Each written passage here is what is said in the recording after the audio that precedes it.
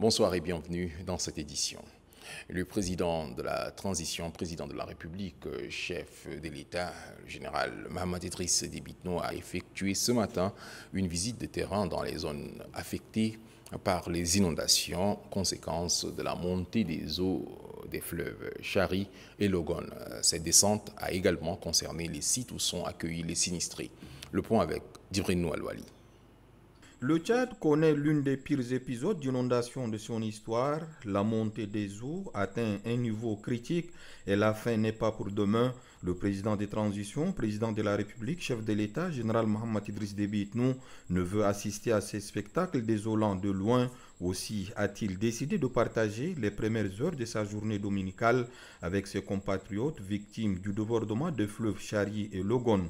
L'étendue du sinistre est énorme. La vue aérienne a permis au chef de l'État de constater rien n'a échappé à la furie des eaux. Une bonne partie de la capitale est touchée, surtout la commune du 9e arrondissement. Des maisons écroulées sont visibles de loin, poussant les habitants à trouver refuge dans d'autres endroits, comme sur ce site de Toukra A, aménagé par le gouvernement.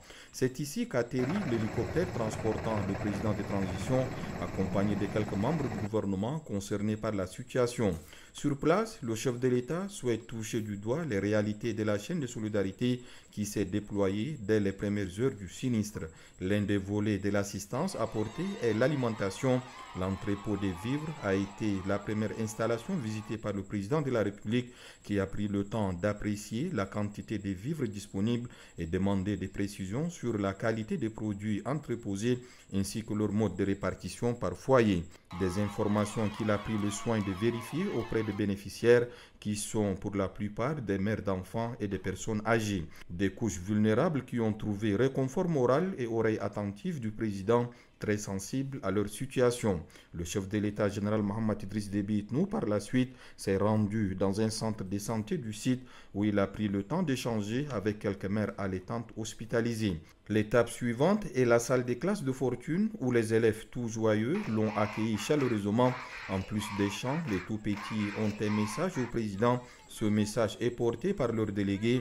Un échange direct et convivial s'est installé entre le chef de l'État, général Mahamat Idriss Déby Itno, et les élèves, ce qui lui a permis de se faire une idée de l'offre d'éducation.